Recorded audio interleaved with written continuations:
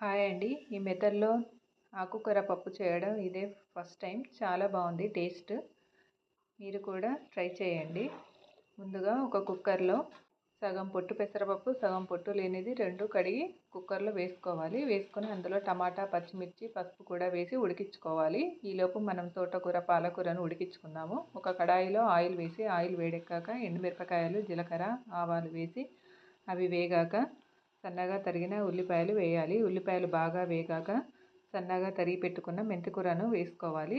మెంతికూర పచ్చివాసన పోయి బాగా వేగాక పసుపు, కారము, వెల్లుల్లి వేసి వేపుకోవాలి. ఇవి కూడా వేగాక సన్నగా తరిగి పెట్టుకున్న తోటకూర, పాలకూరను అలాగే కాస్త ఉప్పును వేసుకొని మగ్గించుకోవాలి. ఇవన్నీ మగ్గుతూ ఉంటే ఉడికించిన పప్పును కూడా తీసి ఈ ఆకుకూరలో వేయాలి. అలాగే వాటర్ని కూడా వేసి ఉప్పు సరిచూసుకొని ఉప్పు కూడా వేసి కలుపుకోవాలి. అలాగే కొద్దిగా గరం మసాలా కూడా వేసుకోండి. గరం మసాలా పెసరపప్పుకి బాగుంటుంది కాంబినేషన్. ఇప్పుడు మూత పెట్టి కొద్దిసేపు ఇవన్నీ మగ్గించుకోవాలి. కొద్దిగా మగ్గాక కొత్తిమీర వేసుకోవాలి. కొత్తిమీర వేసి మళ్ళీ కలిపి కొద్దిసేపు పక్కన పెట్టుకోండి.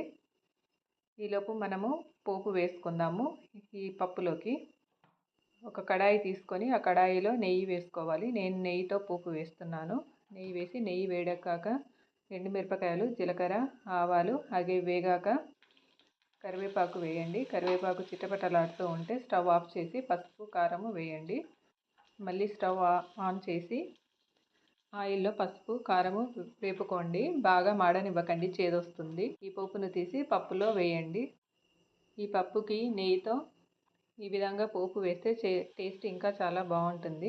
ఇలా నెయ్యితో పోపు వేయడం వల్ల ఈ పప్పుకు ఇంకా టేస్ట్ బాగుంటుంది. అన్నంలో కానీ చపాతీతో కానీ సర్వ్ చేసుకోండి.